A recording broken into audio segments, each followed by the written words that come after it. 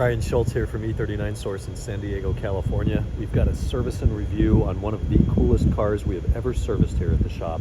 A 2001 BMW E52 Z8, the real Z8 with the S62 B50 out of the E39 M5. The Z8 was built by BMW from 2000 to 2003 as an homage to the late 1950s 507. And we see a lot of that in the styling. It carries over to the interior. I generally don't go into history like this on a service and review, but this car is just too cool to not talk about a little bit like that. We've got the center gauges here, just like the 507. Crazy simplistic interior. They went out of their way to hide, to simplify, to just make this look as clean as possible. And it looks like a car that could have been new in 2010, maybe in the late 90s. It's difficult to look at something like this as maybe a non-car person and be able to put your thumb on exactly when it was made. But us BMW guys, we can start looking around and recognize things immediately. There's a little bit of Mini Cooper in this car, in my opinion, with those round buttons. But kind of a 540 gauge, but an 8 grand tack. We've got the clock in the center of the tachometer there. One of the coolest things to me is when you flip those lights on, the illumination comes out from the needle studs in the center and bleeds out. They are not backlit. It's just a beautiful way to light that up. It looks very retro. Well, we've got the lights on. We'll see the neon, not xenon, but neon lights around the car. If you see flickering, it's purely a trick of the camera. They're perfectly smooth here in real life. And they used a neon gas in this. My understanding was it gives not only this beautiful appearance, but when fed 12 volts electricity, and these are operated off of ballast, so I'm not sure what the actual output voltage from the ballast is, but when fed power, these things illuminate a lot more quickly than an incandescent bulb, which typically would have been the standard in this time period. Fronts are a beautiful orange, and of course, lights that light up quicker means the people behind you know when you're braking a little bit sooner. I'm going to try not to go too crazy here. That's not what this video is about, but I'll show you a couple quirks and features, if you will, of the Z8. One of the cool things here is that the keyhole, or key cylinder, is hidden under this piece of trim at the door handle. Beautiful and simplistic. As we move to the rear, we will see that the tow hook port is concealed in the rear reflector. There's a trap door there, you pry the tab to the side, and there's your tow hook eyelet. The reverse light on the Z8 is one of, I forget which, one of those two bulbs. The other one is a rear fog light. So no matter which you use, it always looks like one is burnt out. That's normal operation. At first glance, the key appears to be very standard BMW from this time period. We'll get a closer look. We'll see a little bit of silver trim there and kind of an E46 style cut there. But we flip it over and it's different. It's cooler.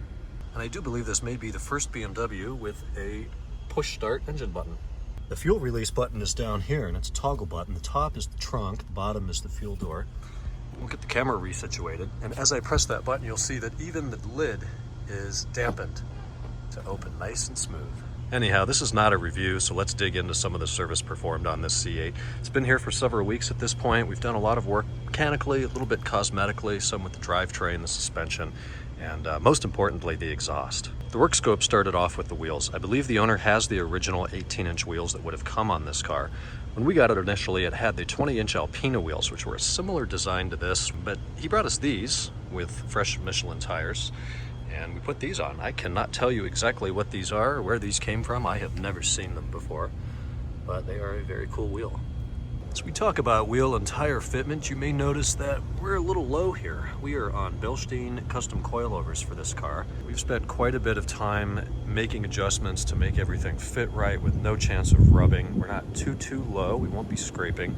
California's got a lot of these kind of drainage ditches through intersections and parking lots. It doesn't rain here very often, but we wanted to make sure this remains very drivable and usable. Of course, that suspension work was quite involved, notably in the rear. The rear strut top mounts are underneath the top, underneath the carpeting, the leather panels. Seats fold all the way up, then you remove all of these interior trims.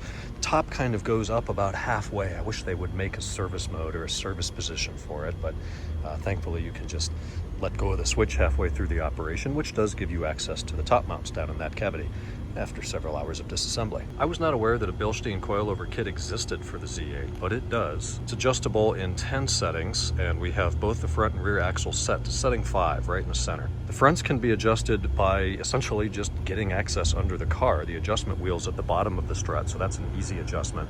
For the rears, you would need to do all of that interior disassembly work again to gain access to the top of the struts. where the adjustment wheels are located. This Z8 now has a complete Super Sprint exhaust system, starting at the headers, going back to the cats, resonators, and all the way back to the mufflers. There's two options with the mufflers.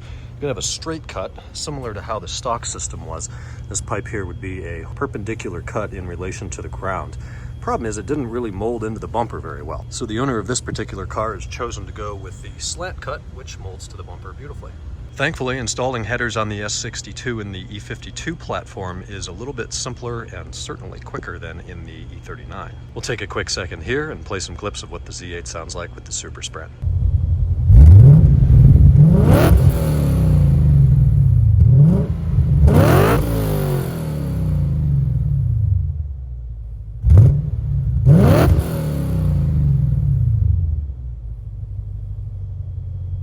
We performed our standard 105 plus point inspection on the Z8, which gave us a great opportunity to get to know this specific car and its unique strengths and weaknesses, and kind of make some recommendations and build a service plan for the customer. And we uncovered a couple little things that needed some attention. We performed the following services in no particular order.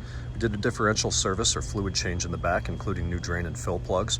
The motor mounts have been replaced, which are specific to the Z8. They're not E39 M5 mounts. The front subframe in this car is aluminum, and the Z8 uses a steering rack instead of the M5's recirculating ball steering box. We changed the engine air intake filters, cabin filters, in addition to the fuel filter, which I did film a DIY on for E39 source. We topped up the coolant level as it was a little bit low, and we found a handful of various missing fasteners under the car, generally in the engine belly pans, in the wheel liners or fender liners, so all of those missing fasteners have been replaced with factory components to bring us back up to spec. We bled out the brake fluid and, per customer request, deleted the clutch delay valve. Interestingly, the S62 Z8 does come with a clutch delay valve on the clutch slave cylinder, so we went ahead and deleted that, bled the clutch out at that time as well. Engine fan clutch and blades have been replaced. They're specific to the Z8 as well, and those fan blades had to come from Germany, so had to be a little bit patient, but they're nice and new. The front right signal or running light here was intermittent, and we found some damaged wiring. We ended up having to remove the headlight and just found that the connector had been crunched or somehow compromised in there. BMW doesn't sell the connector, they want to sell the ballast for a 4-figure price, so thankfully we were able to find that the electrical socket there is actually the exact same socket used on the E39 M5 facelift headlight wiring kit. So you can buy one of those, disassemble the connector, repin it, and now we're back in business. Well, we had the exhaust off, we removed the drive shaft and went ahead and replaced the flex disc, and then we're looking at the shifter carrier thinking, it's a little sloppy. We've got 59,000 miles on this car, it's 2 decades old. So we did the E60 545i short shift lever, and of course all of the shifter carrier bushings. The front brake pads and rotors were still original, so we've got nice fresh factory pads, rotors, and wear sensor on the Z8. Now going to shift our attention under the hood. We've got a aluminum hood lever instead of plastic there. We'll see the glorious S62 seated very far back here in the Z8. We've installed this genuine BMW front strut tower brace. Customer supplied this.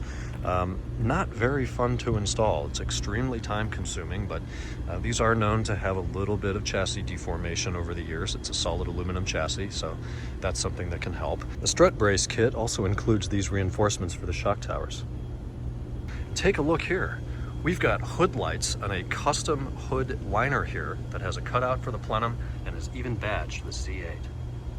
Due to the fact that there's a steering rack in this car, the lower oil pan and sump has actually been redesigned, and you'll notice that the oil dipstick tube is over here above the cylinder number 1 exhaust port. When this car came in, the hood was not at all happy about staying up, so we've gone ahead and replaced those hood struts, genuine BMW ones. Now feels nice and light. Of course, to take full advantage of the full Super Sprint exhaust system in this car, including those headers, we had to do a software tune. So we've done the Evolve tune on this car, which should buy us around 60 horsepower. And to conclude our service with the Z8, we go inside for a couple minor things. Like the last one of these I filmed, the seatbelt was not at all retracting and has unfortunately gotten closed in the door here a whole bunch. So we pull that belt out, clean the absolute heck out of it, lubricate it, and now it retracts again. We also found that the little button or the stop here that catches the buckle before it goes too low had been crunched in the door and was damaged. So we've got a fresh one of those. Lastly, for the interior, we've got to roll the seat all the way up because we've done it. I've always wondered how it works, but the Z8 now has a blue bus installed in it. Yes, the blue bus is compatible with the Z8. How cool is that? Now you might say, well, where's the radio? Where's the navigation? It has both, and they're down here. Very James Bond.